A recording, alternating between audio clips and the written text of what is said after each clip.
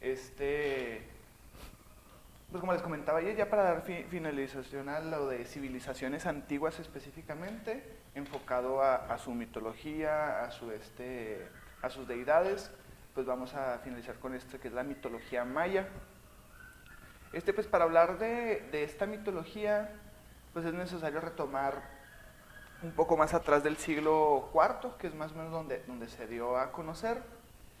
Eh, pues el gran aporte de este asombroso pueblo que nos ha brindado a la sociedad en la cultura de mesoamericana específicamente, pues las creencias míticas más profundas en un papel anodado con nuestra religión o con la religión que se profesa a mayor escala en México, pues viene mucho a la par con las creencias que tenían los mayas. En el ámbito geográfico, el conjunto de ciertos mitos mayas abarca las comunidades que habitaron pues, principalmente en el sur de México, Guatemala, Honduras y la zona norte de Belice, pero aún así pues, han repercutido en toda la República Mexicana. Cierto es, pues la sociedad era muy poderosa, rendía culto a muchos dioses, eran politeístas, como la mayoría de las civilizaciones en esos tiempos, o cuando no conocían pues sí, esto de Cristo. En la Iglesia Católica aún no estaba presente en esta civilización, aunque pues ya sabemos que tiempo después se creó, vinieron a la conquista española.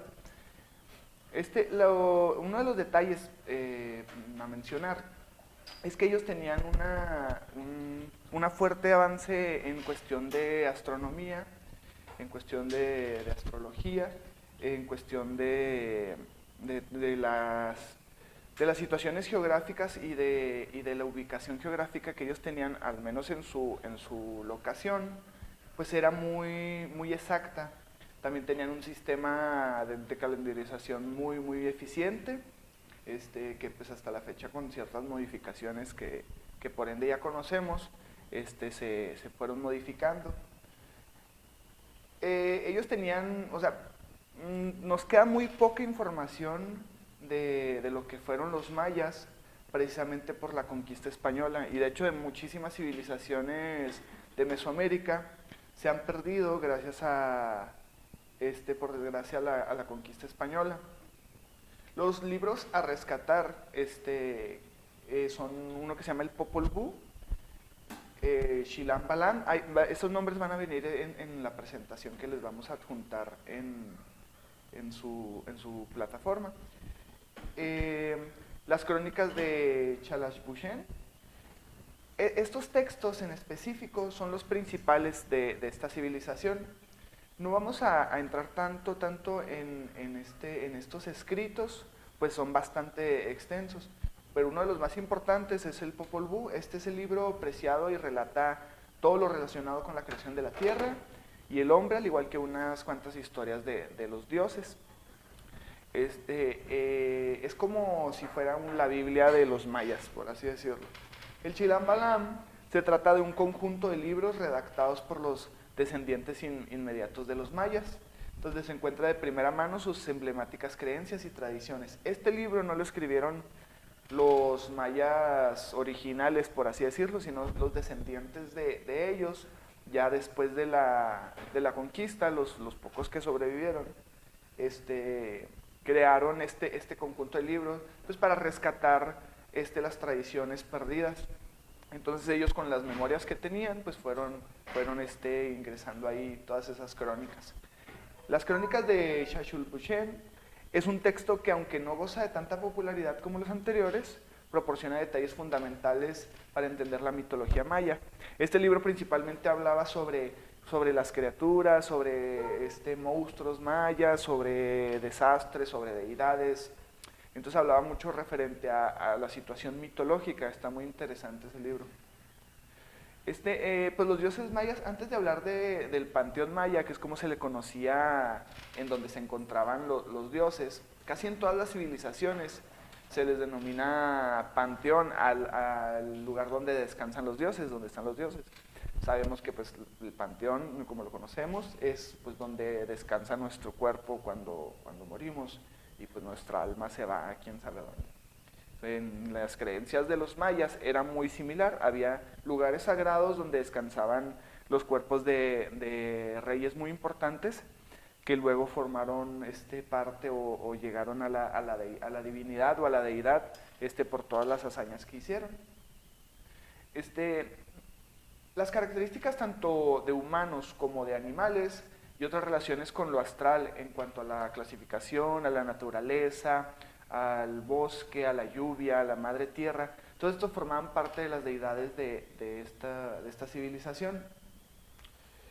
El origen del Popol Vuh fue dado, o sea, el origen que conocemos nosotros al menos, se escribió en maya, pero luego lo rescató un sacerdote francés cuando pasó todo esto de la conquista. Este sacerdote francés en 1861 lo rescató y él fue el que lo tradujo al latín. Del latín pues ya se tradujo al español y se empezó a darse a conocer. Ahorita en la actualidad no lo tenemos en México, está en un museo de Francia precisamente, pues lo que está súper mal porque pues es algo de aquí de México, propio de México. Pero siento que, o sea, no hay como que permisos indicados y acuerdos indicados para poder obtener ese escrito, siendo que es uno de los escritos pues, más importantes de una civilización de aquí de México. El de los dioses mayas, antes de hablar de ellos, es importante recalcar, vamos a hablar de los más importantes, que son los dioses creadores. Pero tenían muchísimos dioses, tenían pues dios de la muerte, el dios como que del camino de la muerte hacia el infierno, el dios del infierno, sé que el infierno ahí se le denominaba Xibalba, con X. Los dioses creadores, pues está Kukulcán, que es uno de los más mencionados, es el dios de las tempestades, y quien creó la vida a partir del agua. Su nombre significa serpiente emplumada, lo que lo relaciona inmediatamente con la mitología azteca. Hay una deidad de la mitología azteca muy reconocido, bueno, más bien mitología azteca está mal decirlo, más bien es mitología mexica. El Kukulcán es muy similar a lo que tenemos a comparativa de Zeus, de Odín. Son dioses que crearon a la humanidad, que crearon al mundo. Y pues también está un dios que se llama Huracán. Es el dios del viento y del fuego y es representado como un ser con una cola de serpiente y de aspecto reptiloide. Y él es el dios del cielo, es el que cuida, el que observa todo y el que ve todo y el que está al pendiente de todo. Y siempre que pasa algo, le dice Kukulcán. Entonces, estos dos dioses, digamos que son los principales dentro de esta mitología maya. Hay distintos, hay varias leyendas. Están los señores del Xibalba, que son los dioses mayas malignos. Estos dioses también los vamos a hablar más a fondo en un momento. Estos dioses se les rendían cultos, se les hacían sacrificios humanos, hacían danzas, cantos, hacían ceremonias. Para los dioses, los señores de Xibalba, que son los dioses mayas malignos, se les brindaba todo un mes de ofrenda. Durante todo ese mes, o sea, no era un mes en específico, iba variando dependiendo cómo fuera relacionándose todas estas, pues si hubo problemas o si hubo cosas negativas o si hubo batallas o si alguien de otra civilización llegó y nos atacó, pues ok, habrá que rezarle a los señores malignos o a los dioses mayas malignos, que pues eran los que controlaban, a lo mejor que eran de la guerra, igual a los dioses, tanto Huracán como Kukulcán, también eran venerados en esas ceremonias, pero las ceremonias sí eran muy largas. Pues como les comenta, los señores de Xibalba se tratan de dioses mayas malignos que habitaban en el peligroso inframundo. Como les mencionaba ahorita, pues se llama Xibalba el inframundo. Se sabe que son un total de 3 entidades diferentes, pero existen 2 que resaltan ante todos. Hum-Kame, Hum-Kame, con acento en la E, es el dios y juez supremo que asume la labor de asignar atribuciones a los demás dioses demoníacos. Aquí vendría siendo la comparativa fiel a Hades o la comparativa fiel en la cultura occidental a Satanás o a Lucifer, el diablo, como le quieran mencionar. Entonces es el dios que es juez supremo que asume la labor de asignar atribuciones a los demás dioses demoníacos. Se le denomina demoníacos no como por demonios, sino porque así era como monstruos, como entidades o deidades malignas, como se les comentaba. Bakuk Kame, este dios, trabaja de la mano de Hum-Kame, es como la mano derecha. A este dios se le adjudicaba la culpa de que los extremos derramamientos de sangre que ocurrían entre los hombres, siempre que ocurría una matanza muy grave, muy fea, que llegaban a atacar y salían casi perdiendo, era muy relacionado a esta deidad. Era un castigo de esta deidad por algo mal que hicieron o por algo, o si salían victoriosos, pues fue una recompensa de él por algo bueno que hicieron. Entonces estaba todo esto, si se fijan, la mayoría de las religiones, o la mayoría de las civilizaciones, perdón, dentro de sus religiones, pues siempre estaban buscando darle explicación a fenómenos meteorológicos, a desgracias, a enfermedades, a guerras, a enriquecimiento, a poder. Entonces, era la constante dar a explicar o dar a conocer este ego o esta manera de pensar en la cual decir, es que no está en mis manos, no hay una explicación lógica, me voy a ir a algo sobrenatural. ¿Por qué no lo puedo explicar? Porque ellos no pueden explicar en esos momentos por qué llovía, no pueden explicar por qué había terremotos, no pueden explicar por qué de repente mataban y arrasaban con las civilizaciones. Siempre se lo adjudicaban a una deidad, ya sea por algo positivo o por algo negativo. Entonces ya es por eso que empecé a crearse o a crecer todo esto de las religiones. Es importante para cada quien, si así lo quieren ver o no. Entonces, en la actualidad aún se sigue adoptando esta manera de pensar, obviamente no tan extensa o no tan intensa como en aquellos tiempos, no vamos a sacrificar a alguien para que nos vaya bien, pero sí a lo mejor, si hay gente que reza, si hay gente que va a misa, qué sé yo, si hay gente que pertenece a alguna religión o algún culto, o algunas creencias o algunas tradiciones familiares que están muy intrínsecas, que están muy dentro de nuestra psique. Entonces ya es por ello que recurrimos a esto, respetando las creencias de cada quien, al menos antropológicamente hablando, se les da esta información o se ha investigado que esta es la razón del por qué se creían o se creaban tantas deidades. Lo extraño es de por qué hay tantas similitudes, por qué existen tantas similitudes en tantos dioses y con tantas personas y con tantos tiempo y espacio de diferencia, que en verdad es demasiado. Por ejemplo, específicamente los mayas, mientras pasaba todo esto que les acabo de explicar de los mayas, en Europa ya existía la Edad Media, ya estaba la Edad Media, ni siquiera estábamos en la Edad Antigua, que es lo que estamos mencionando ahorita de los egipcios. Entonces eran tiempos muy disparejos, pero los cuales de igual forma tenían mucha relación. Entonces, estas comparativas son lo que al menos a mí me resulta muy fascinante, me resulta un hecho muy extraño y que se ha podido explicar, hay teorías explicando estos fenómenos, pero no se llega, pues al fin y al cabo son teoría, no se llega a una tesis concreta. El Popol Vuh, ahorita vamos a entrar un poco más en lo que es el Popol Vuh. Cabe resaltar que los sacerdotes mayas tienen un papel importantísimo dentro de estas comunidades.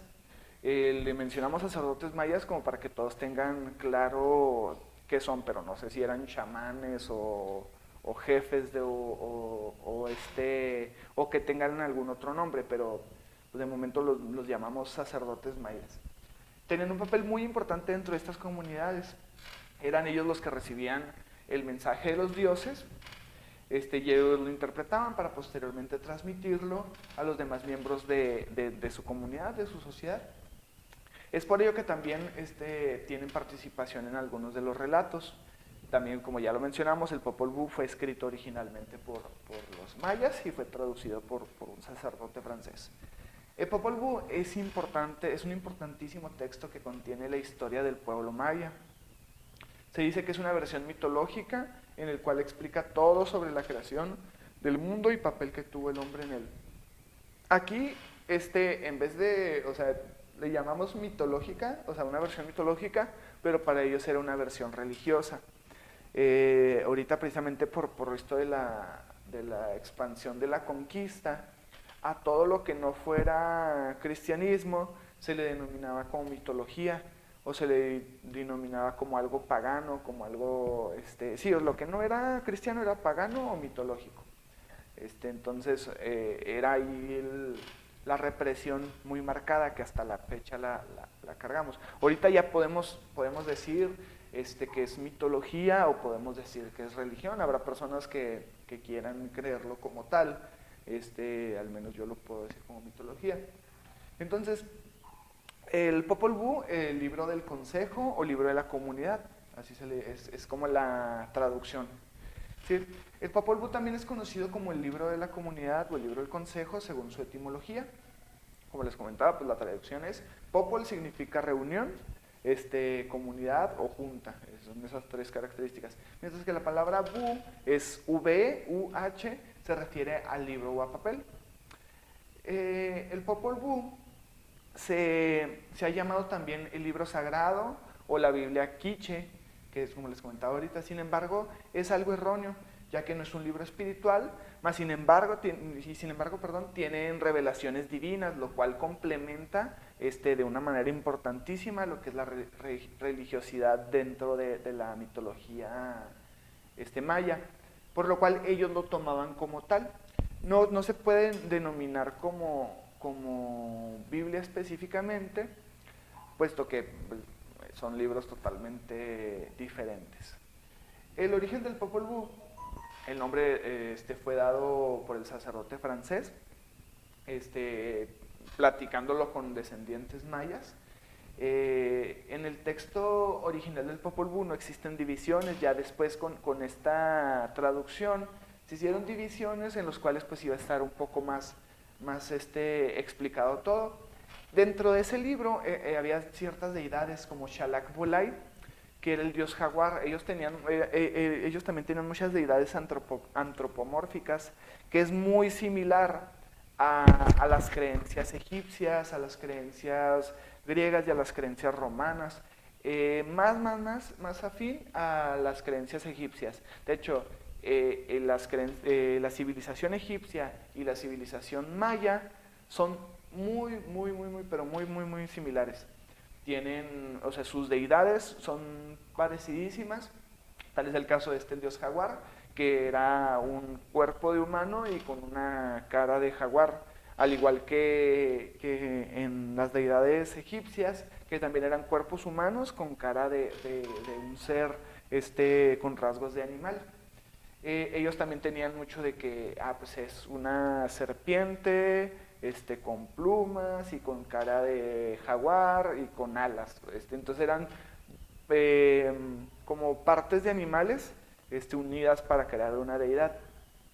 Pues tal es el caso de los, ¿cómo se llaman estos? Los alebrijes, que son como seres o animales creados con partes de diferentes animales y con colores muy exóticos y así como todo esto entra dentro de la mitología de la cultura mexica y de la cultura maya. Eh, Chacbolay era el dios jaguar y se relacionaba con el señor de la muerte. El señor de la muerte o el dios de la muerte era Yum-Simil. De acuerdo a los mayas, él era el patrón del día. Akbal, que representaba la oscuridad, era como que su contraparte. Shakbalai era el patrón del día, mientras que Akbal representaba la oscuridad, el cual era el séptimo día del calendario. Los mayas afirmaban que el dios del sol por las noches se transformaba en jaguar para poder viajar en la oscuridad, por el mundo de los muertos, y es por ello que Shakbalai estaba relacionado tanto con el sol como con el inframundo. Aquí vemos una deidad que era cuerpo de humano o representado como humano de día y por las noches tenía la capacidad de transformarse en jaguar. Existe dentro de las criaturas mitológicas, tanto mexicanas como de casi todo el continente americano, tiene esas comparativas. Y ya si nos vamos, o sea, ya estamos hablando de la actualidad, y ya si nos vamos a África, en partes de Asia, también existe estas criaturas que son muy particulares. Y es el caso de, por ejemplo, aquí en México se llama Nahual. Entonces, esta deidad era un humano que se transformaba bueno, era un dios representado como humano que se transformaba en jaguar por las noches. Entonces, él representaba como el vivo ejemplo del nahual, pero era una deidad. Los nahuales son los brujos o chamanes o como quieran llamarle, que tienen la capacidad o el poder de transformarse en un animal. Pues ellos tienen que hacer varios rituales, o sea, eso habla del folclore, al menos mexicano. Digamos, pues es una criatura obviamente que no está comprobada que exista, sigue formando parte de la mitología o de las leyendas que se van contando referente pues, a temas así de brujería o de chamanismo y todo eso. Pero en nuestra tradición, al menos en mexica y maya, está muy relacionado con estas personas, con estos chamanes que tienen esa capacidad de convertirse en animales. Entonces, les digo que está muy interesante este tema, porque es como les comentaba, las comparativas son bien extrañas. En Estados Unidos existe también que existen brujos que se transforman en animales, tienen otro nombre, no recuerdo bien el nombre, pero eso es cuenta lo mismo que un nahual, pero en Estados Unidos. En Sudamérica, en Brasil también existe esto, en Colombia también existen este tipo de chamanes y de brujos que tienen esta capacidad. Y ese folclore, pues es de que, caray, pues ¿de dónde salió? No sé si recuerden también, por ejemplo, Freya, la diosa del amor que era una deidad vikinga, también tenía la capacidad de transformarse en águila. Entonces, son todas estas comparativas que están muy interesantes y pues muy locas al final, porque es muy raro que tenga tanta comparación de un lugar a otro, con tanto tiempo de separación y que ni siquiera tenían comunicación, no tenían cómo comunicar ese conocimiento. Entonces también está una deidad que se llama Yum-Kimil, que forma parte de los dioses mayas más temerarios, pues era el dios de la muerte, quien poseía más dominio en todo el infierno.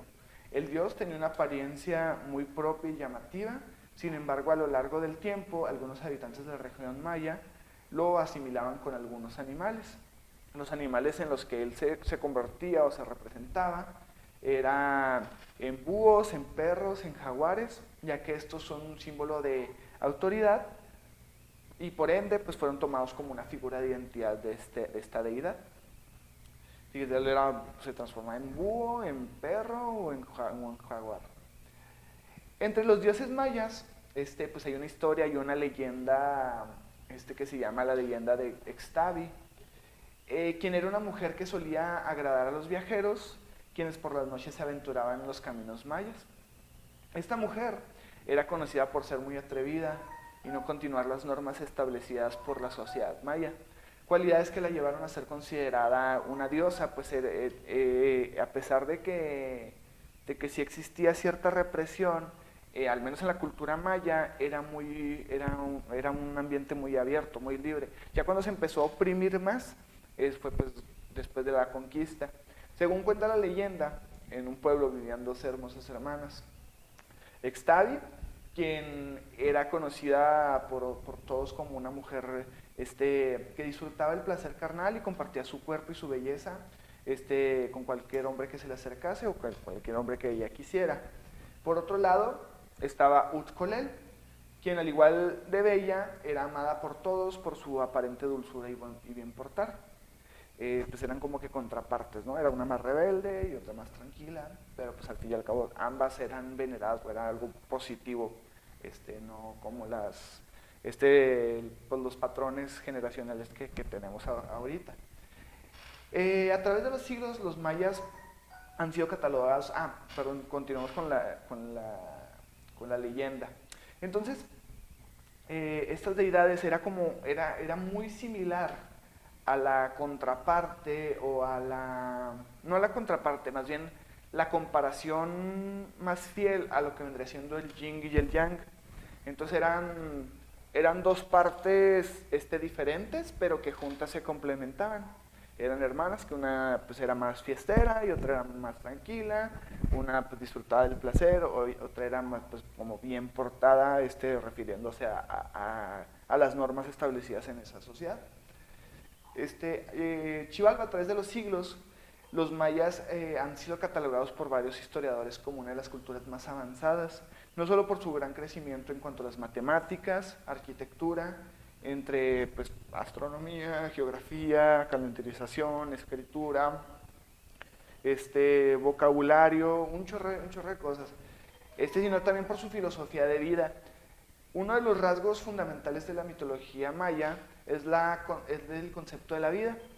El concepto de la vida, ya que para los mayas el cosmos se opone en tres elementos: el cielo, la tierra y el inframundo, mejor conocido como Xibalba. El inframundo de los mayas es conocido en esa mitología como un mundo subterráneo que es gobernado por las deidades de la enfermedad y la muerte, que lo comentamos ahorita, que era Humkame, y Bukukame, que era la mano de Kame. Para los mayas, el Xibalba no era un mundo espiritual, sino lo veían como un espacio físico que estaba oculto bajo la superficie de la tierra, en el que podían acceder por medio de entradas reales. De hecho, se decía que la entrada de Xibalba estaba ubicada en una cueva cercana de Cobán, en Guatemala. O sea, ellos podían decir, ahí vengo, voy al inframundo, y se iban a esa cueva y entraban y ya aparecían en el inframundo, era su mitología. El Xibalba es conocido principalmente por la descripción que aparece en el Popol Vuh, en el cual se recopila información sobre el pueblo maya, siendo así un lugar importante del ciclo mítico de los gemelos Hunahpu y Xbalayque, que es uno de los dioses principales creadores, quienes tuvieron que descender hacia ahí tras de ser retados por entidades divinas en un juego de pelota llamado Pits. Es este juego de pelota que se marca mucho en ilustraciones, en imágenes, que son aros que están en un muro que está muy muy alto, y pues ellos tienen que utilizar la cintura para poder llegar hacia ese aro, y pues como tipo fútbol, pero con básquetbol, está raro.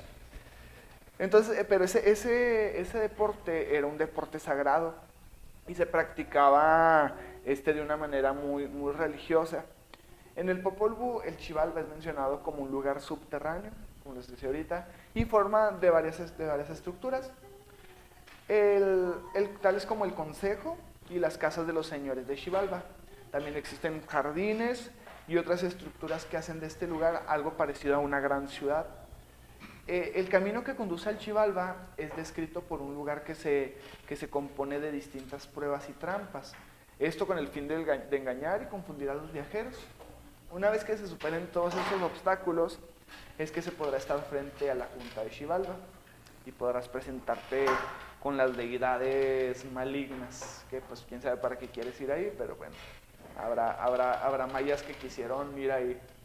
Entonces, prácticamente tenemos muy poca información referente a la mitología maya, pero sí hay mucho que rescatar, o sea, todavía nos faltan muchas deidades. Como esto no es tan aunado a la temática de la currícula, pero quería hacerlo resaltar porque pues, es una parte de la mitología y las comparativas politeístas que se refieren aquí, pues son muy interesantes, son muy padres a darlas a conocer. Tal es el caso que durante estaba pasando esto y estaban viviendo los mayas en paz y con felicidad y tranquilidad, pues de repente llegan los españoles y pues se empieza la conquista, empiezan las matanzas, empiezan las enfermedades, porque los españoles como no sé si sabían, pero es bien sabido que trajeron muchísimas enfermedades a los mayas. Si hubieran llegado sanos, posiblemente los mayas hubieran ganado la batalla, puesto que lo que les enfermó o lo que derrotó al pueblo maya no fue tanto el yugo de las armas, sino fue que se empezaron a enfermar, empezaron a tener enfermedades, se morían de pulmonías, de gripes, pero eran gripes acá bien intensas. Entonces, como eran enfermedades nuevas para ellos, pues obviamente les entraron con todo. Entonces ya les vendieron la idea de es que te estás enfermando por no respetar a los dioses. Entonces ellos empezaron a cambiar, empezaron a modificar a ciertos dioses y a disfrazarlos como las deidades que conocemos, que son católicas. Habla la mitología occidental, pues a una diosa mexica la transformaron, haz de cuenta, a lo que conocemos ahorita como la Virgen de Guadalupe. La Virgen de Guadalupe se transformó, o sea, hicieron ese cambio, jugaron con la mente de estas personas, de esta civilización, y les vendieron la imagen de la Virgen María, pero tuvieron que hacer algo para darle un sentido de pertenencia. Entonces ya hicieron la Virgen de Guadalupe. Bueno, no hicieron, o sea, pues según las creencias de cada quien, o sea, pues a lo mejor sí pasó como dicen, pero también estaba esta comparativa de que ellos llegaron y tomaron a esta deidad, que es muy similar a la Virgen de Guadalupe, y la modificaron o le agregaron cosas de esa deidad para María, que es de santa, no está registrada como deidad. Bueno, vamos a pasar ahora a lo que es la Edad Media. Vamos a hablar un poquito sobre la Edad Media, puesto que en este panorama es cuando está el final de la Edad Media y el inicio de la Edad Moderna. La Edad Moderna, hay muchos antecedentes que competen a la Edad Media para que pues, pueda haberse dado de una manera correcta o de la manera en la que está registrada. Por ejemplo, el periodo que data desde la caída de Roma en el año 476, pero fue con la caída de Constantinopla en 1453, inició en el año 476. En ese año inició lo que es la Edad Media. Entonces ya como conocíamos, en la Edad Media estaba top, pues la Iglesia Católica. La Iglesia Católica era como que la máxima autoridad. O sea, era el rey junto con la Iglesia Católica, eran los principales referentes o los principales personas que gobernaban en esa época. Entonces, tal es el caso de que era mucho el yugo o la opresión o la imposición de creencias, que en los cuales pues había muchas personas que estaban contentas con eso o que adoptaron muy bien esas creencias, pero también existían un grupo de personas que no estaba conforme con lo que se les estaba dictando, con lo que se les estaba mencionando, con los que estaba recurriéndose una y otra vez. En la edad moderna también podemos observar ciertas similitudes o ciertos enaltecimientos a la Iglesia Católica, pero aquí también había más representaciones artísticas, más representaciones científicas, más representaciones sociales, de escritura, de literatura, que no eran exclusivas de la religión católica en específico, puesto que en la Edad Media todas las representaciones artísticas eran, bueno, casi todas, porque pues existían ciertas diferencias que no pertenecían a esto de la Iglesia Católica, pero se creaban o se inspiraban siempre en temas religiosos, en la salvación, en pasajes de la Biblia, en algo para enaltecer a Dios o para agradar a Dios. Entonces casi todas las representaciones artísticas, desde pintura, canto, poesía, libros, etcétera, etcétera, eran dedicados o eran venerados hacia la Iglesia Católica. Por ejemplo, uno de los acontecimientos de la Edad Media, pues existían distintos filósofos, distintos pensadores. Tal es el caso de San Agustín de Hipona, que ya le hemos hablado un poco, de Carlomagno y de Mahoma, que es la influencia del Islam y la expansión de civilización árabe desde el siglo VII. Aquí ya hay un choque de creencias, un choque de pensamientos, un choque de deidades incluso, en el cual ya las personas empezaban a decir, caray, pero es que ¿por qué yo tengo que creer a fuerzas en un único Dios si yo quiero creer en el Dios de la lluvia, en el Dios del agua, en el Dios de la naturaleza, o quiero creer en Alá, el Dios de la influencia islam? Entonces, todas estas personas que empezaron a convivir con más personas refiriéndose a algo globalizado o algo impuesto o batallas, en el Imperio Bizantino, parte oriental del Imperio Romano, ese sobrevivió a la caída del Imperio de Occidente. Es decir, cuando cayó la Edad Media, fue con la caída del Imperio Romano, pero de Occidente. El Imperio Bizantino es el Imperio Romano de Oriente. En el siglo V, en su capital de Constantinopla, la cual es Estambul en Turquía, esa siguió duró muy bien estipulada a finales de la Edad Media y principios de la Edad Moderna. En la Edad Moderna seguía latente esto, y es cuando se dio el inicio de lo que es la Edad Moderna.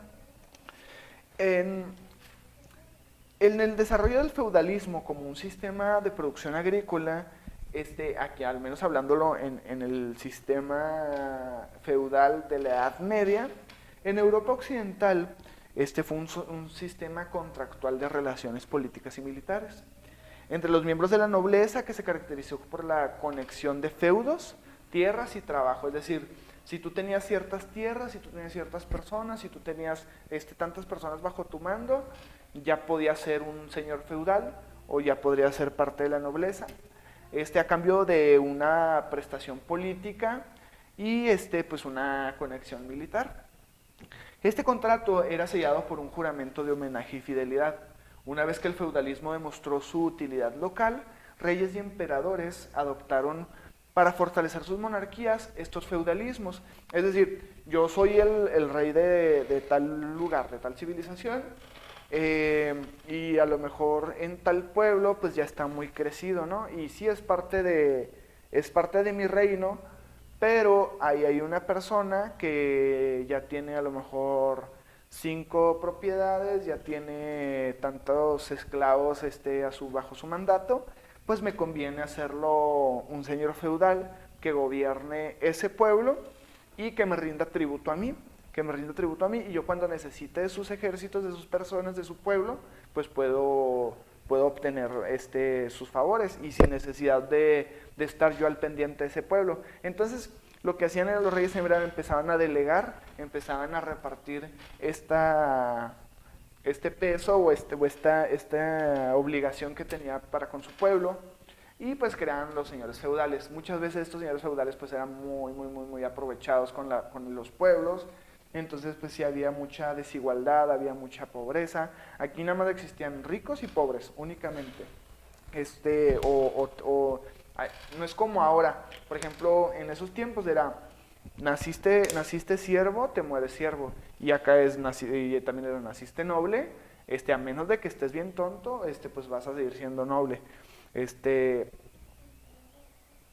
Y ahora, en la actualidad, pues podemos conocer que ahora tenemos muchísimo más oportunidades. Ahora naces a lo mejor con un estilo de vida carente, pero pues puedes aspirar a algo más, o viceversa, o puedes nacer en un lugar de lujo, de dinero, y puedes perderlo todo. Entonces, es la diferencia que se fue tomando acá, de la Edad Media hasta la época actual. Hablamos también en clases pasadas sobre las construcciones góticas, sobre estas exponencias de arte, sobre el castillo de Auronel, la guerra de 100 años también, que fue entre Inglaterra y Francia, y fue el control del territorio norte de Europa y de los Países Bajos de Norteamérica. Aquí ya se finaliza. Entonces dijimos, la caída de la Edad Media fue en la caída del Imperio Romano. No, el inicio de la Edad Media fue en la caída del Imperio Romano. Cuando finalizó la Edad Media y empezó la Edad Moderna, comprende desde la caída del Imperio Romano, pero de Oriente, no de Occidente. Hasta finales del siglo XVIII, con el advenimiento de la Revolución Francesa en 1789. Por eso es que finalizamos aquí con la Guerra de los 100 años entre Inglaterra y Francia, que va muy relacionado con ello. En la Edad Moderna, cronológicamente se separa en 3 etapas, y son las siguientes a mencionar. Una de ellas, y de las más importantes, fue el Renacimiento. Otra fue el Barroco, y otra fue el Clasicismo o Neoclasismo, se le denomina en ambos lugares. ¿Clasicismo o neoclasicismo? El clasicismo se denomina así únicamente en Francia, puesto que ahí surgió el clasicismo. Ya el nuevo clasicismo se registró ya en varias partes de Europa, y se adoptó ya mucho tiempo después en partes de Estados Unidos, de Occidente, perdón. En el Renacimiento fue en 1453, con la caída de Constantinopla. Aquí es cuando inicia este periodo de Renacimiento. Es como otra cara de la moneda. Las principales características del Renacimiento. Principalmente, ¿qué es el Renacimiento? Se le conoce a un movimiento cultural y artístico que surgió en Italia entre los siglos XIV y los siglos XVI. Se extendió a toda Europa y especialmente en países como Alemania, los Países Bajos, Inglaterra, Francia, España y Portugal. Etimológicamente, la palabra renacimiento, se compone con un prefijo latino que es re, que significa reiteración, y el verbo naci, que expresa nacer. Por lo tanto, el renacimiento significa literalmente volver a nacer. Se usa figurativamente para referirse a la recuperación de energías o de ánimos, sea de un individuo o de un grupo. Como previo a esto era una época muy oscura, muy pesada, en el cual había muchas batallas, había muchas muertes, había mucha pobreza, había mucha opresión mental, había mucha opresión religiosa. Entonces todas estas personas que les mencioné ahorita con anterioridad, que tenían este sesgo este problema, esta frustración de no poder ser ellos, empezaron a explotar, empezaron a crear ponencias de arte en los cuales ellos expresaban sus sentimientos. En el orden etimológicamente, como les comentaba, pues es el renacer, el despertar. Tal es el caso también de la ilustración, que después lo vamos a mencionar. Etimológicamente, bueno, como ya lo mencionamos, y en este sentido el Renacimiento toma su nombre del afán por recuperar la grandeza cultural del pasado grecorromano, tiempo en el que la península italiana era el centro del poder imperial. Es decir, aparte de querer renacer y querer expresar todos estos sentimientos, también querían recuperar su sentido de pertenencia y no estar tanto con que iglesia cristiana, iglesia católica, católico, o sea, y no hacer tantas ponencias de arte refiriéndose solo a un solo tema. Ya estaban aburridos de ello, por lo cual empezaron a recuperar sus creencias empezaron a hacer como que ponencias de arte con su cultura pasada.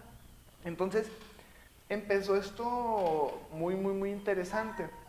En ese sentido, el Renacimiento toma su nombre del afán de recuperar la grandeza cultural. Tal es el caso de Roma, Venecia, Génova, Nápoles, Milán, fueron escenarios cruciales en su desarrollo. El Renacimiento se oponía a los valores de la Edad Media, periodo caracterizado por la consolidación de la cultura teocéntrica y antiindividualista. En contraposición a los renacentistas, lucharon por rescatar los valores y prácticas de la antigüedad clásica y promover así el antropocentrismo y el individualismo. El Renacimiento, es decir, aquí lo que ellos querían era, no queremos ser todos una sola cosa, yo quiero ser yo y yo tener mis propias decisiones y yo tener mi propia manera de pensar y yo fluir de la manera en la que tengo que fluir. Entonces, era algo bien interesante.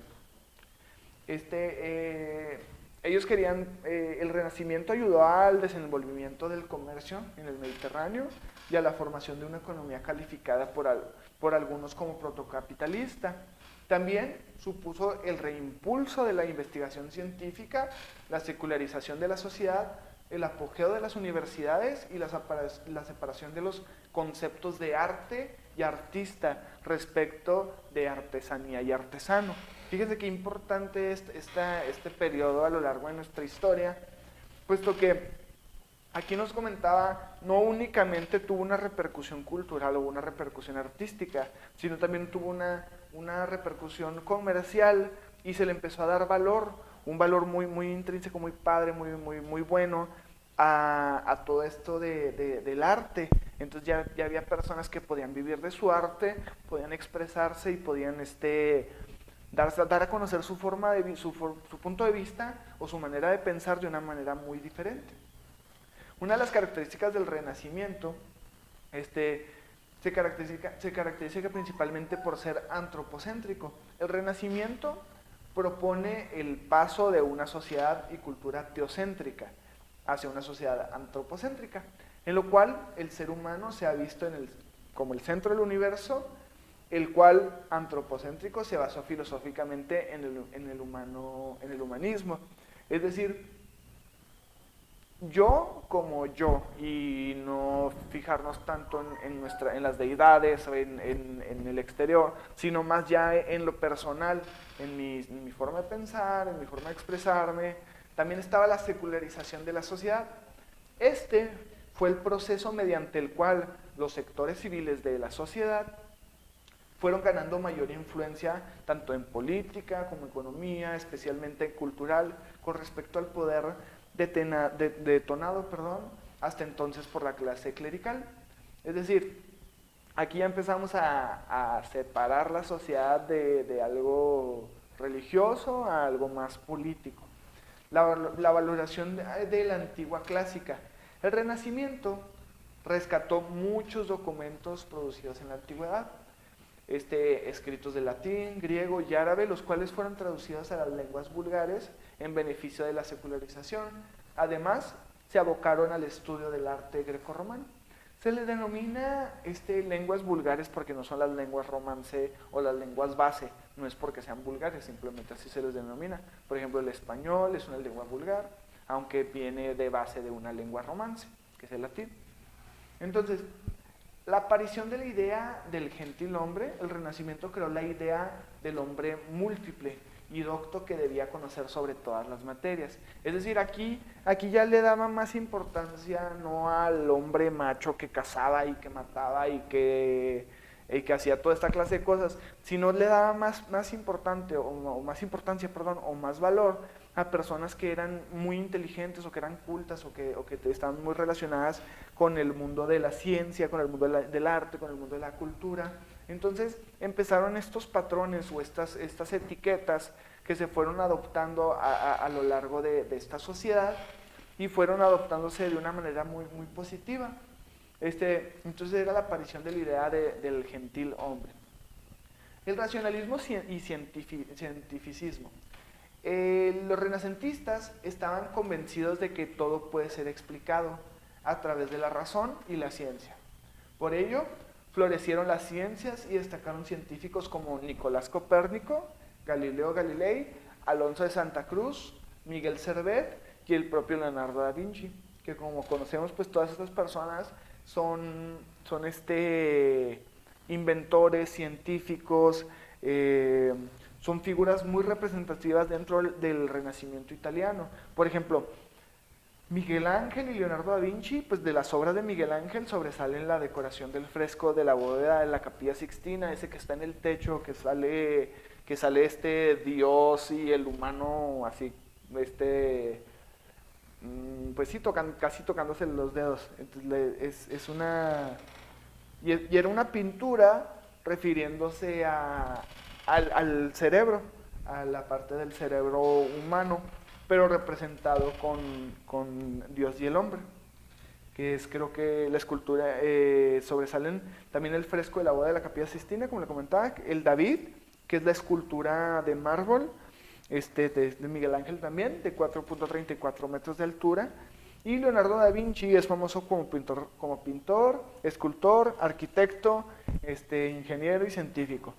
Pues las obras más destacadas de Leonardo da Vinci, pues como las conocíamos la mayoría, son la Mona Lisa y la Última Cena. El Renacimiento es una época de profundas transformaciones, tanto materiales como espirituales. Es un tiempo de cambios económicos suscitados principalmente en las florecientes ciudades y puertos sobre el Mediterráneo. En este caso también se aumenta y se da mayor impulso, por así decirlo, las actividades mercantiles y marítimas. En la burguesía y los gremios artesanales establecieron pautas económicas, mientras que en el feudalismo iba en declive. El feudalismo ya estaba casi inexistente.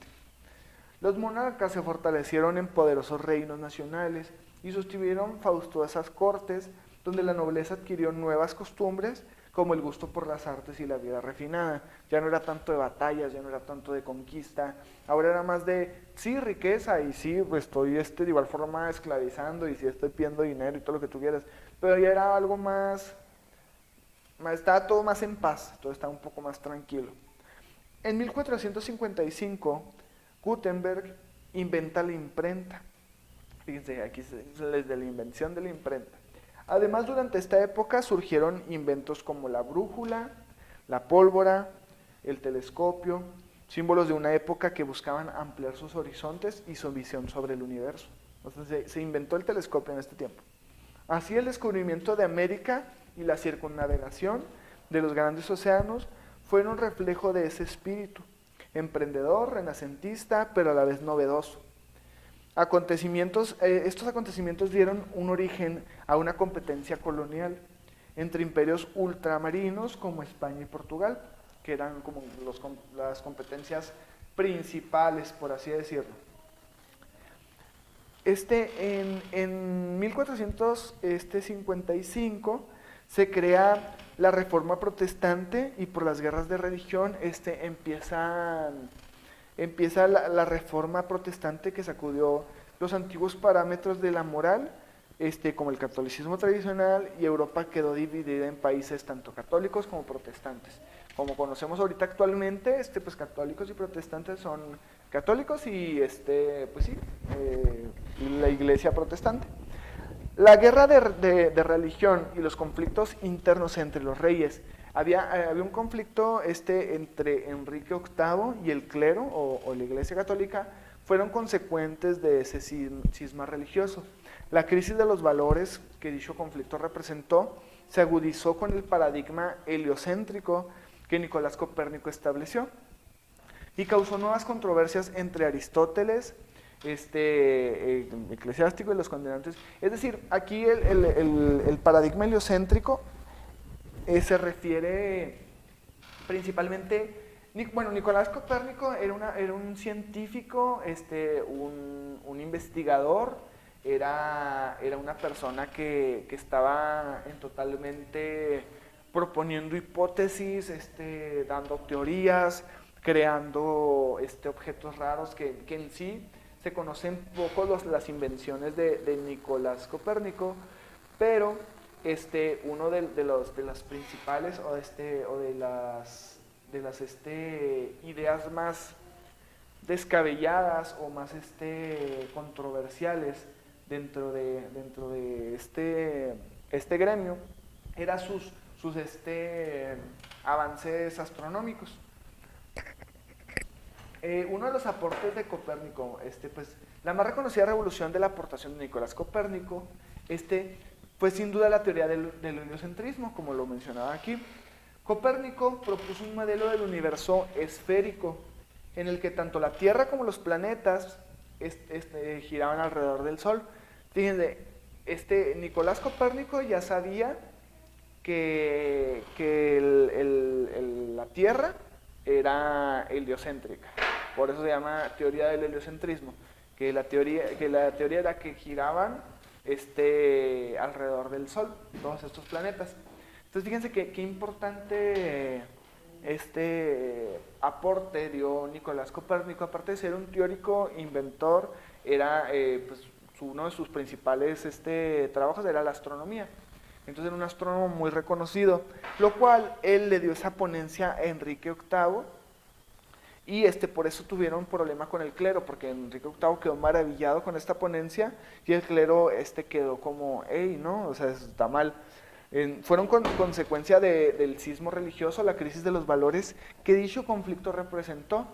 Agudizó un paradigma heliocéntrico que Nicolás Copérnico estableció. Se le denomina como paradigma, no como teoría como tal, porque al fin y al cabo era algo que apenas era una ponencia, era una síntesis. Estableció y causó nuevas controversias entre Aristóteles y los contundentes afirmaciones de la astronomía moderna y las aportaciones de Galileo Galilei. O sea, hubo un revuelto ahí. Personajes sobresalientes del Renacimiento fueron Francisco Petrarca, Giovanni Boccaccio, son escritores burgueses en la literatura italiana que dieron aportes a la literatura actual muy, muy, muy importantes. Miguel de Cervantes Saavedra en España, que escribió Don Quijote de la Mancha, que nosotros como lengua madre del español de España a nuestro español latino, adoptamos ese escrito como parte de nuestra cultura también. De hecho, se toma mucho en cuenta en materias de literatura, que es el Don Quijote de la Mancha de Miguel de Cervantes de Saavedra. También Michel de Montaigne en Francia, así como William Shakespeare y John Milton en Inglaterra. William Shakespeare, pues ya conocemos muchos escritos de él, tal es el caso de Romeo y Julieta, que era una ponencia y una novela teatral muy, muy, muy importante, que también dio mucho a la literatura mundial, más que de propia de Inglaterra, era a nivel mundial, en la actualidad ha representado mucho. Ok, ahora nos pasamos al otro lado, el arte islámico. Entre los siglos XVI y XVIII sobresale el estilo islámico. La arquitectura adoptó los estilos variados en su época. La fase mongol del estilo indio-islámico fomentó el uso de materiales lujosos como el mármol, el ejemplo culminante de ese estilo en un mausoleo del Taj Mahal. Este se construyó como un mausoleo para Banu Begum, esposa favorita de Shah Jahan, que era Shah Jahan era uno de las personas, de los que estaban mandando ahí, que eran muy importantes, de los reyes, conocido como el sobrenombre del elegido del palacio, quien murió en 1631 por una enfermedad, y su esposa murió también a dar a luz. Entonces, aquí ya vemos una modificación o un cambio entre el tipo de construcción barroca o el tipo de construcción de piedra, así tosca, por algo más estético. Ustedes saben que en el arte islámico pues las construcciones son como, no son picudas, tienen como que ciertos óvalos en sus puntas. Ok, aquí pasamos a lo que es el periodo barroco. Aquí en el final del arte islámico, o sea, siguieron pasando un chorro de cosas durante el Renacimiento, pero se dio tanto este revuelto del Renacimiento que dio paso a una, no contracultura, pero a otra cultura separada, pero que iba de la mano con el Renacimiento, que es el barroco, y se le llama el siglo de oro. En este siglo de oro, la historia moderna de España comenzó con el reino de los reyes católicos. Aquí, a pesar de que existía ya más libertad de expresión referente a imponerse de ciertas religiones, seguía siendo la religión pues algo muy fuerte. O sea, continuó la religión como algo fuerte, fuertísimo dentro de la realeza, lo cual pues se transmitía ante la sociedad. Entonces, comenzó el reinado de los reyes católicos, Isabel I de Castilla y su esposo Fernando II de Aragón, quienes reinaron de 1474 a 1516. Durante este periodo hubo grandes avances para la integración, y es decir, bajo un único soberano de diversos reinos y territorios, en que se encontraba dividida la vieja Hispania romana. Posteriormente heredó la corona Carlos V. Carlos I de España comenzó así la monarquía católica, que abarca los siglos XVI y XVII, etapa que se denomina como el siglo de oro o periodo barroco. Debido al máximo esplendor literario, político y militar, en este periodo España queda unificada, logran expulsar a los árabes. Además, el dominio español se extiende con el patrocinio de los viajes de exploración y conquista de Mesoamérica del Imperio Andino. En literatura destaca pues, la figura, como ahorita mencionamos, Miguel de Cervantes de Saavedra, y en pintura Diego Rodríguez de Silva, también así como Velázquez, El Greco, entre otros. Hay un pintor fenomenal que es parte del barroco a la ilustración, que se llamaba Goya. Era un pintor buenísimo, les recomiendo mucho que busquen sus pinturas, están muy interesantes. Además, en este siglo se vio influidos por el arte barroco, estilo ligado con las extravagancias y la exageración. Algunos escritores barrocos son Garcilaso de la Vega, Lope de la Vega, Luis de Góngora y Pedro Calderón de Barca, entre otros por mencionar.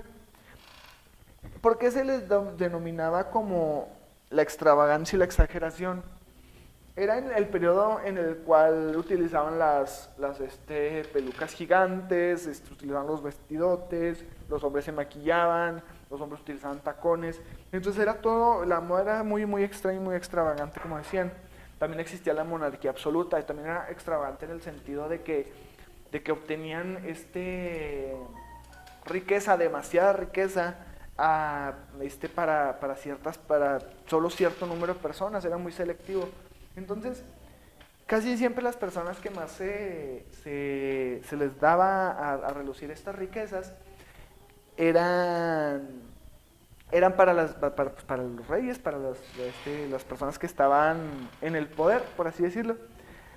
Durante la Edad Media, los reyes fueron figurillas simbólicas que no gozaban de gran fuerza política, pero sí gozaban de gran fuerza económica, apoyados, condicionados por el portentoso liderazgo de la iglesia y por los guerreros feudales.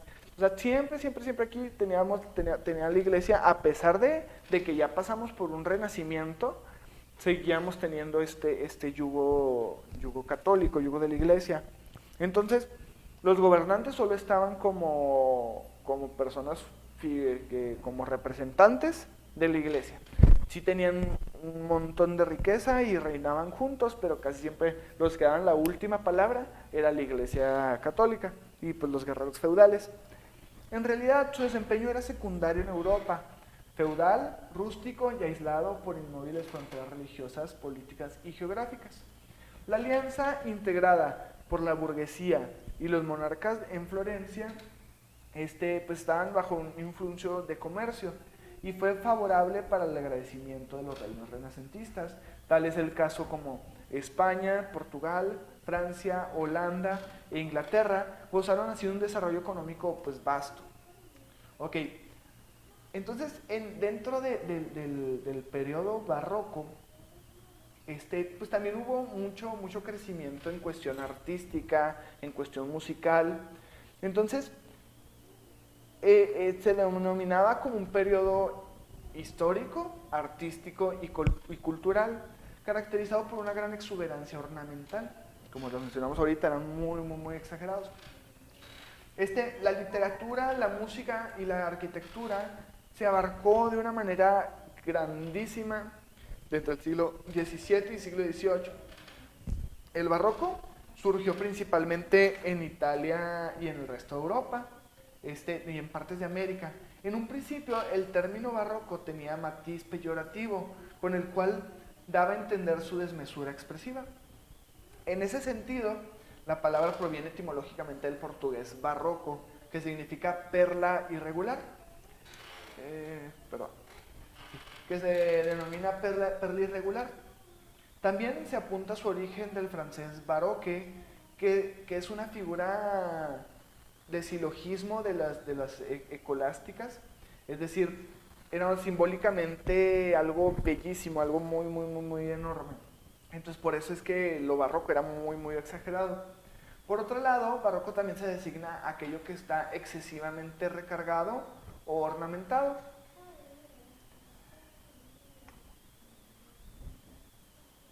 Sí, dime. ¿Me quieres decir algo, Brenda? Ah, ok, sale. Bueno, continuamos. No te preocupes. Bueno, finalmente es importante indicar que cuando nos referimos a lo barroco, especialmente como periodo histórico, debe escribirse como mayúscula inicial. En el resto de los casos debe escribirse en minúscula. ¿Por qué? En el arte, particularmente el ámbito de las artes plásticas, pues el barroco obtuvo un estilo opuesto al clasicismo, que se caracterizó por presentar gran complejidad y dinamismo formal, así como una enorme ornamentación y efecticismo. Como tal, se desarrolló tanto en Europa y en América, y algunas de las figuras más representativas de este periodo fueron Miguel Ángel, Diego de Velázquez como escritor, a pesar de ser su época, como sucedió en la parte del arte gótico, el arte barroco vuelve a ser apreciado en el siglo XX. Barroco en literatura. Okay. Uno de los literarios más importantes dentro del periodo barroco es el caso de Francisco de Quevedo, también como Sor Juana Inés de la Cruz. Fue una escritora, fue de las principales feministas en el mundo y tenía escritos muy interesantes. El barroco en la arquitectura. Una de las mayores presentaciones dentro del periodo barroco fue en la arquitectura. Se desarrolla pues durante los mismos siglos antes mencionados y pues inició en Italia y en Europa. Se caracterizó por mostrar el lujo de la Iglesia Católica, los burgueses de los países protestantes, y formó parte de la arquitectura de las monarquías presentes en la época. La arquitectura barroca representa una composición de gran complejidad, como también algo formal o algo estético, pero muy, muy, muy vistoso. Había colores por doquier, había dorados, había azules, había verdes, había rojos. Entonces estaba muy, muy saturado todo, pero en ocasiones pues, se ve de una belleza muy particular. Es una belleza muy particular. Si tienen oportunidad, pongan construcciones barrocas para que vean de qué clase de construcciones son. Y hagan la comparativa, edificio barroco con edificio gótico. Gótico por la Edad Media, barroco por la Edad Moderna.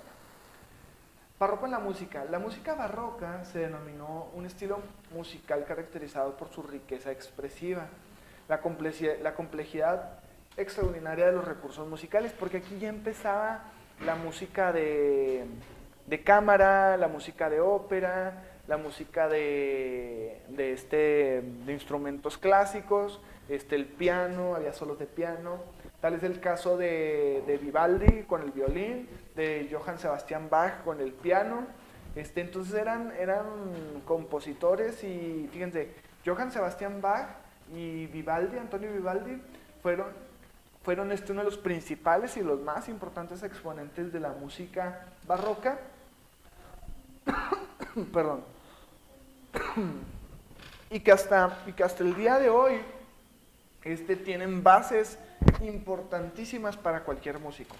De hecho, en ciertas escuelas se siguen estudiando estos músicos, ciertas escuelas de música, obviamente. Una de las principales, aparte de la arquitectura, fue los avances musicales. De los avances de literatura también fueron algunos. De pintura sí hubo, puesto que ya eran muy expresivas, eran gesticulados, eran más detallados. Había pinturas de verdad súper detalladas, que das cuenta que es un retrato, digamos me están pintando a mí y en la parte de atrás hay un espejo. Entonces en ese espejo sale el pintor que me está retratando a mí. Entonces eran pinturas súper detalladas, bien complejas, pero bien bonitas, tienen una composición muy padre. Aquí pues ya pasamos a lo que es un periodo aparte, que no viene dentro de estas tres como separaciones dentro del periodo de la Edad Moderna, que es la Ilustración. La Ilustración hace referencia a un movimiento ideológico y ha sido el más importante del siglo XVIII. Fue una época conocida como el siglo de la razón y se basaba en la primacía de la razón por encima de cualquier otra facultad humana. Es decir, primero la razón y después todo lo demás. En la idea del hombre como dueño de su destino histórico, esta postura dio instrucciones, derivó en un movimiento político encabezado por la burguesía. En referencia a lo anterior, entre los intelectuales más destacados de la época de la Ilustración, sobresalen Montesquieu, Voltaire, Rousseau.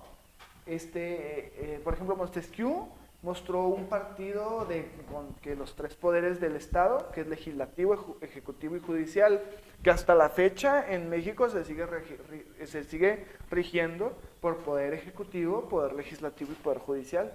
Y desde la época de la Ilustración, en la Edad Moderna, en el siglo XVIII, esta persona creó este prototipo, esta manera de llevar la política. Debían de estar separados y no recaer como en el caso de los monarcas absolutos, en una sola persona. Rousseau negaba el derecho de ejercer la soberanía sobre la base del origen divino. El hombre es libre y solo renuncia a su libertad cuando se forme una sociedad. Aparte, Rousseau, Juan Jacobo Rousseau, formó toda una teoría, todo un proceso educativo, en el cual muchas escuelas de educación, al menos a mí cuando yo tomé las clases de bases educativas o de teoría de la educación, yo tomé clases y me platicaron sobre Juan Jacobo Rousseau. Yo aprendí teorías de Juan Jacobo Rousseau, en el cual él separaba totalmente la imposición religiosa a la imposición del conocimiento, lo cual pues lo vemos en el desarrollo tanto desde el niño como del adulto. Entonces, fíjense hasta dónde llegó estos pensadores o hasta dónde dieron a reducir. O sea, a mí en mi universidad, cuando tomé esas clases, antes de graduarme, me dieron clases con Juan Jacobo Rousseau. En los monarcas absolutos, estos querían separar tanto el clérigo como los monarcas absolutos cuando se formaba una sociedad.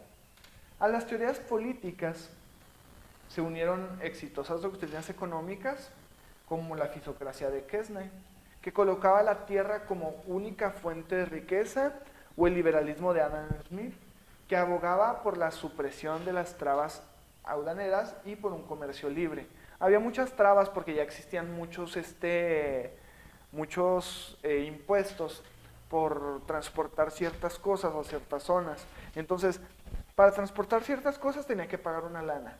Tenía que pagar una lana ahí para tener un permiso para poder navegar y poder vender cosas en ciertos lugares.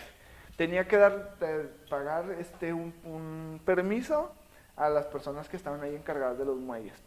Tenía que pagar un permiso o incluso ir preparado para darle una mordida si me querían asaltar o me querían robar mi mercancía. Tenía que llevar guardias. Y entonces, llegando al otro puerto donde iba a comerciar mi mercancía, tenía que pagar otra vez al muelle, tenía que pagar al gobierno de esa localidad y tenía que todavía pagar también la protección que seguía teniendo, porque pues ya bajándome de mi barco, aún así podían asaltarme. Entonces era mucho gasto. Entonces esta persona empezó a abogar por el comercio libre. En la ilustración del ámbito religioso se observó prácticas como el deísmo, el ateísmo y el satanismo. En esta época se tenía una concepción espiritual de la iglesia que estaba sometida al poder absoluto del Estado. Aquí es donde empezaron a salir las principales histerias colectivas, en el sentido de que ay, pues mi vecino es brujo. Ay, pues vamos como en la iglesia estaba el poder y pues él era totalmente satánico, pues existían muchas ejecuciones, existían muchos métodos de tortura para saber si la persona era bruja o no, o era brujo o no. Y aquí era como de que, pues vamos a hacerlo caminar por el fuego. Si no se quema, es que Dios lo ayudó y no es brujo. Y pues si se quema, es porque es brujo. Entonces, pues, de una u otra manera, pues iba a morir la persona. Entonces, no había mucha inteligencia en esos métodos. No obstante, durante la Ilustración surgió un tipo de gobierno conocido como el despotismo ilustrado. Los monarcas absolutistas del siglo XVIII encontraron en la fórmula política del despotismo una manera de satisfacer al pueblo, sin perder por ello el control absoluto de su poder. Los soberanos adoptaron el papel de servidores del Estado, supuestamente, y tenían para sus súbditos una actitud paternalista y protectora, bien definida en la fase que ha quedado como síntesis de lo que fue el gobierno todo para el pueblo, pero sin el pueblo. Entonces aquí ya empezaba este juego, que no dudo que hubo gobernantes buenos, que no dudo que hubo gobernantes que en verdad querían apoyar a su pueblo, pero en la mayoría de las ocasiones era un bien disfrazado para tener un bien disfrazado para tener algo de provecho.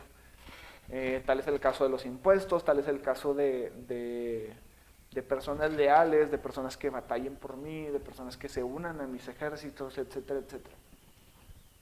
Ok, aquí pasamos a uno de los siguientes métodos o precursores de la Ilustración.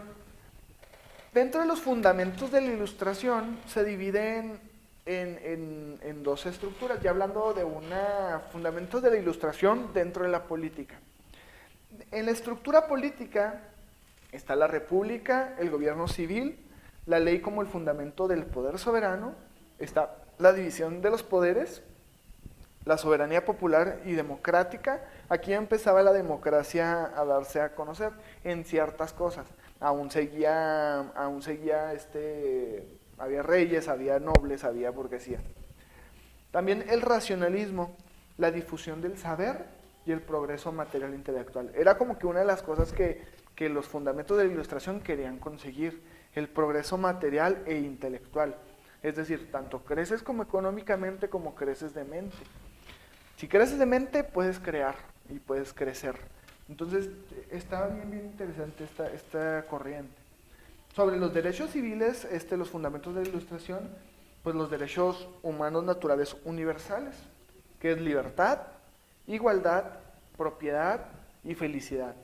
Era lo que ellos querían. El liberalismo, libertad económica, civil e industrial. En pocas palabras, la Ilustración fue uno de los periodos en los cuales queremos ser autónomos, queremos crear nuestro propio dinero, trabajar en lo que nosotros queramos, no en lo que nos impongan, tener o no tener, pero que sea mío, tener mucho o tener poquito, pero que sea mío, sentido de pertenencia, sentido de libertad, sentido de conocimiento, de hambre de conocimiento, no que te limiten a, es que tú eres campesino, tú no puedes aprender a leer, es que tú eres campesino, tú solo te vas a limitar a este trabajo, a este conocimiento y ya. Porque antes era de que las personas que podían leer, las personas que podían aprender, las personas que podían investigar, eran únicamente las personas de la burguesía. Entonces pues era muy tedioso, muy feo en el sentido de que pues era mucho abuso, era mucha opresión. Otro aspecto de la Ilustración fue el fenómeno denominado como despotismo ilustrado. Muchos monarcas europeos pretendieron modernizar sus cortes con ideas políticas y económicas novedosas, influidos por las ideas enciclopedistas. Se preocuparon por la educación y la cultura. Como les comento, sí había gobernantes buenos, no todo era malo, pero exactamente como empezaron todas estas personas a decir, yo quiero esto, yo quiero lo otro, yo quiero esto, entonces ya empezaban a dividirse. Ya había dos formas de pensar, unos que eran, pues sí, que se quedaban en lo clásico y otros que eran lo moderno, lo ilustrado.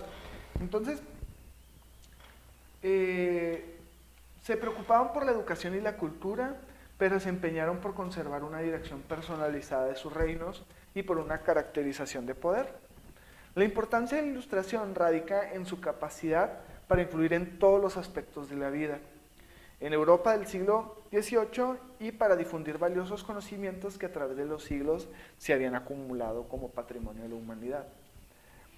Tal es el caso de la influencia enciclopedista que dejó una profunda huella tanto en el Viejo Mundo como en América.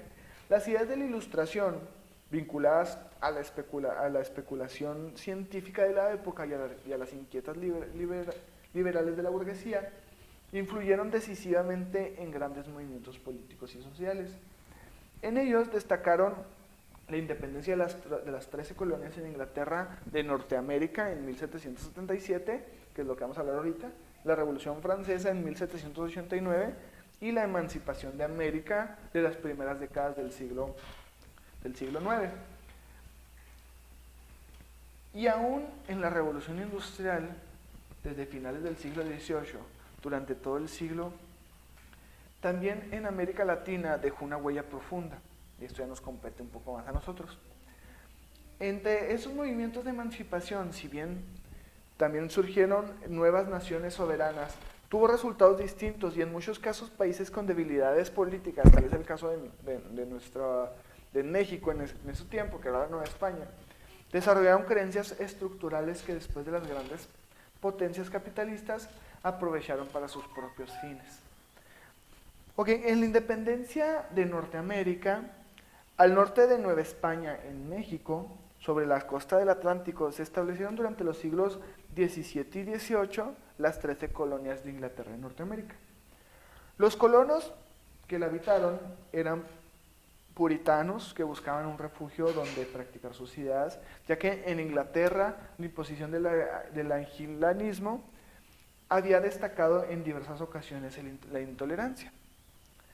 Contra otras corrientes religiosas, los intereses económicos y políticos de los colonos norteamericanos comenzaron a entrar en conflicto con el monarca inglés Jorge III, lo que en 1776 motivo de proclamar su independencia. Es decir, aquí ni siquiera era la independización de los nativos americanos, era la independización de las personas que colonizaron Norteamérica, pero que estaban en contra de del gobierno de Inglaterra. Entonces dijeron, nos queremos quedar aquí, queremos tener nuestra soberanía aquí, nuestro rollo aquí, nuestro asentamiento aquí, sin necesidad de Inglaterra.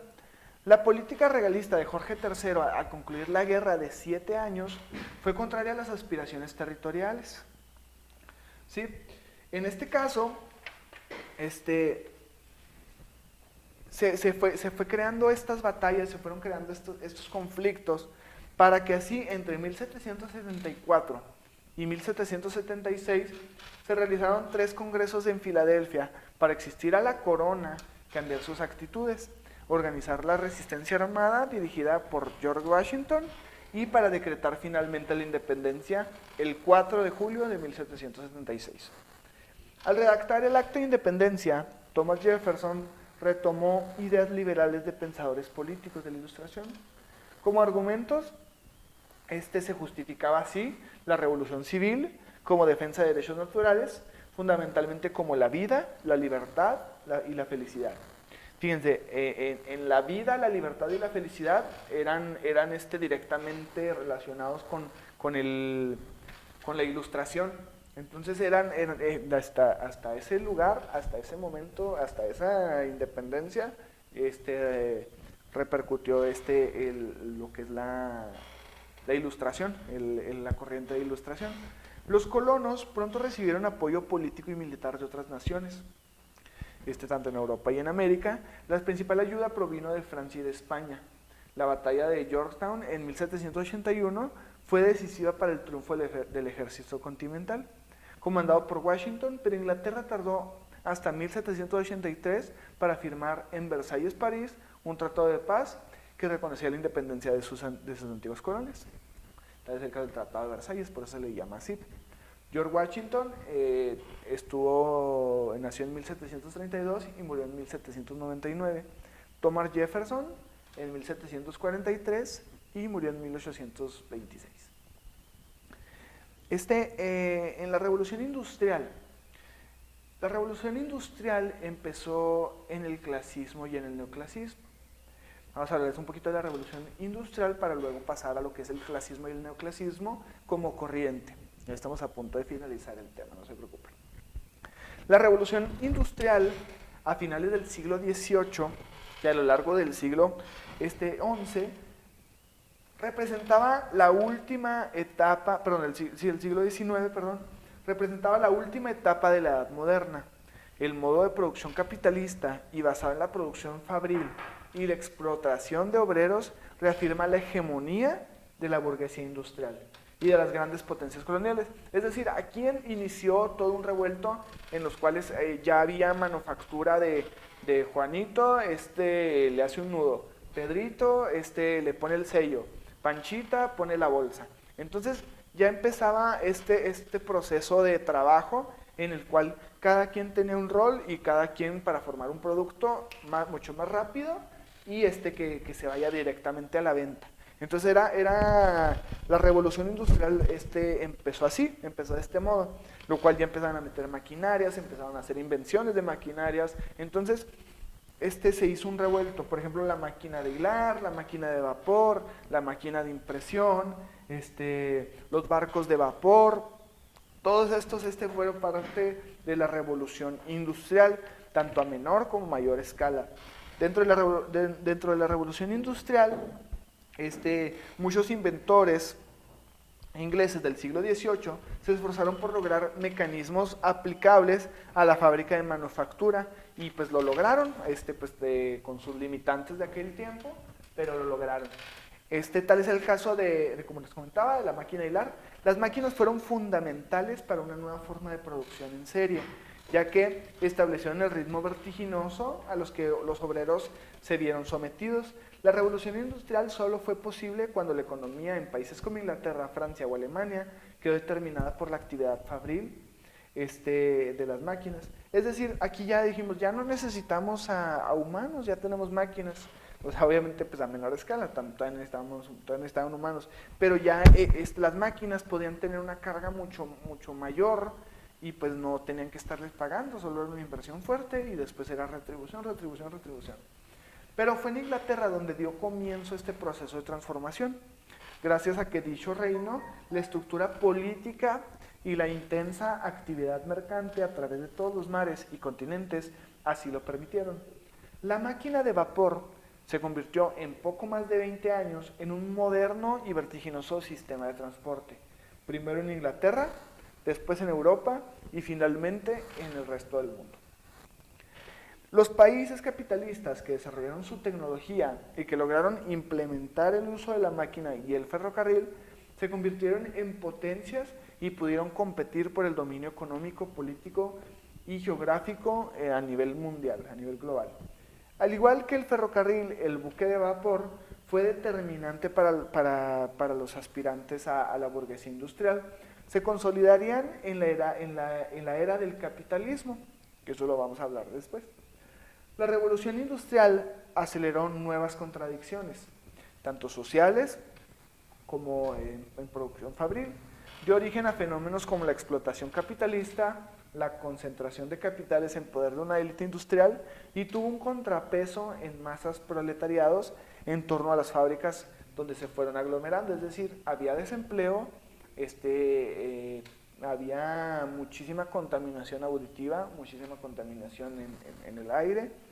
Entonces, no estaba esto regulado, había muchos accidentes, lo cual no lo tenían previsto, porque no, como eran prototipos o eran máquinas nuevas o eran máquinas que operaban de una manera muy riesgosa y no tenían los métodos de seguridad adecuados, pues existían muchos accidentes. Los aspectos sociales dentro de la revolución industrial, pues tal es el caso de Karl Marx, uno de los principales exponentes dentro del capitalismo.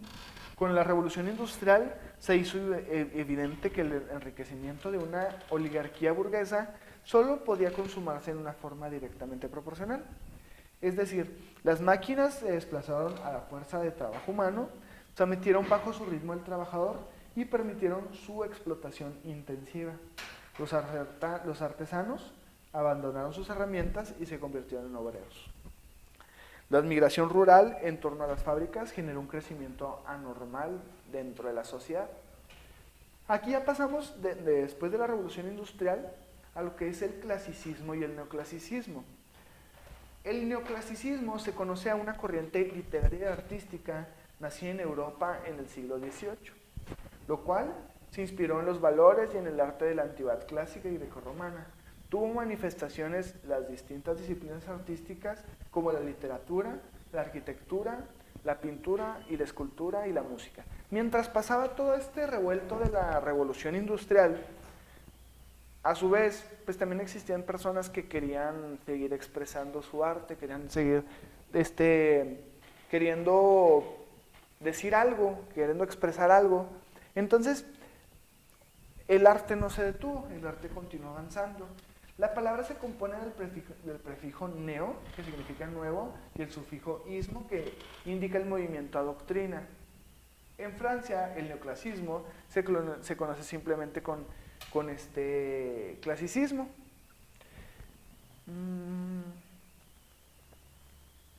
Están diciendo que se está cortando. ¿Se está cortando en Facebook o aquí en este...? Sí, hola, buenos días. Hola, ¿qué tal? Buenos días. Aquí en la plataforma yo se me fue un pedacito. Sí, se está cortando mucho. Sí, un poco. Ajá. O sea, ¿estás por medio de Zoom? Así es. Ah, ok, ok. Oye, ¿y nada más a ti se te está cortando o a quién más o a alguien más se les está cortando? Buenos días, ¿Qué? A ti también, ok. ¿Alguien más aparte de ustedes dos?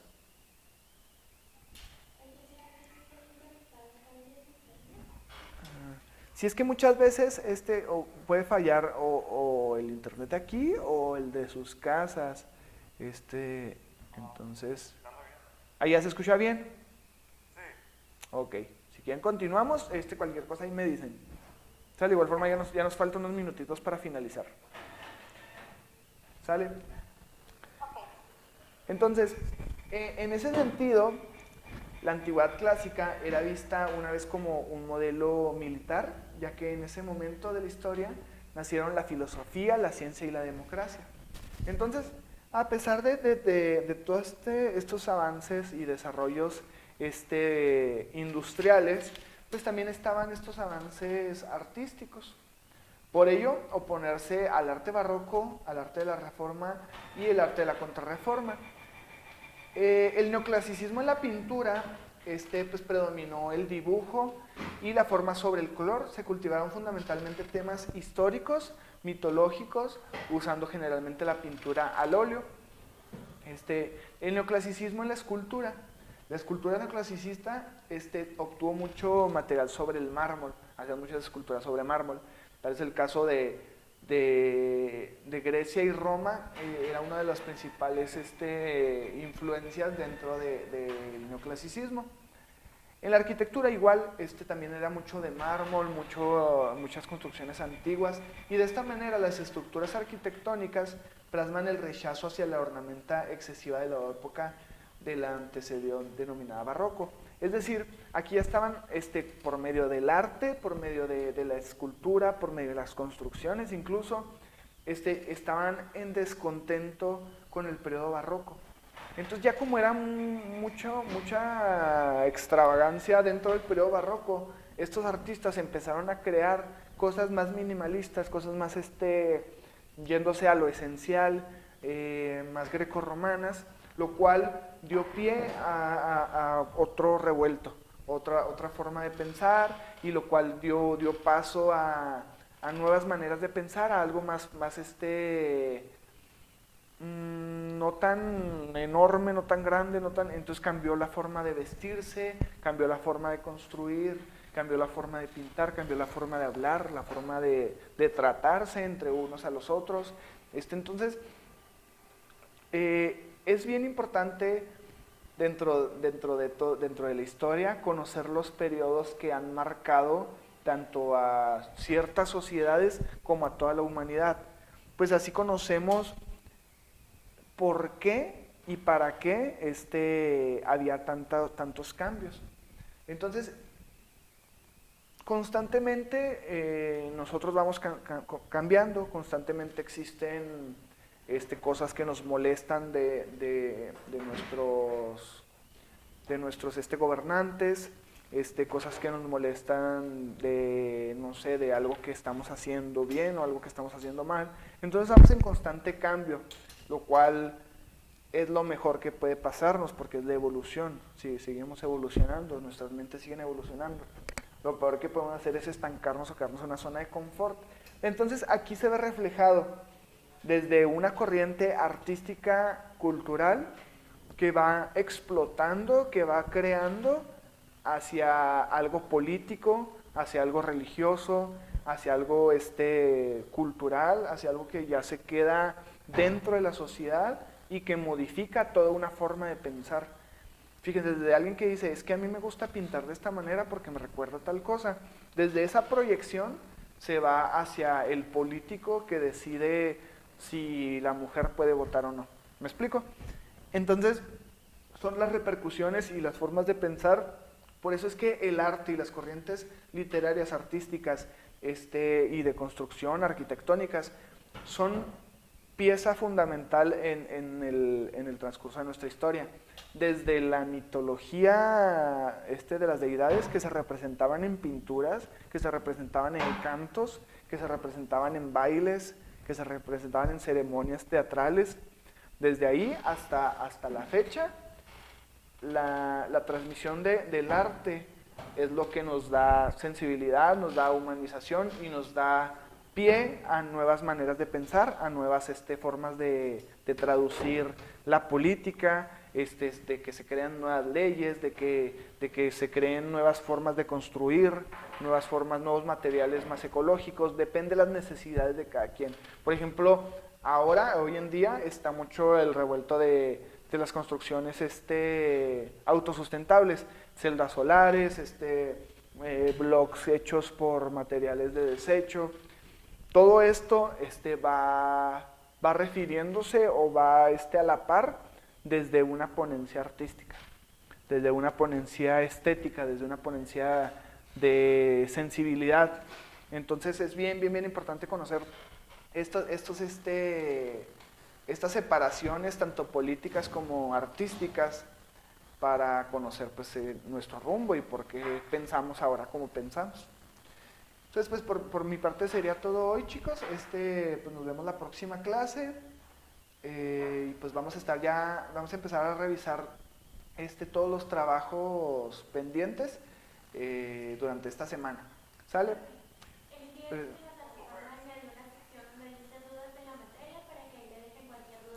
Ok. En la plataforma hay un espacio que dice dudas de la materia. Si tienen alguna duda, si me pueden hacer el favor de escribirlas ahí y yo con gusto se las voy a responder durante esta semana, ¿correcto?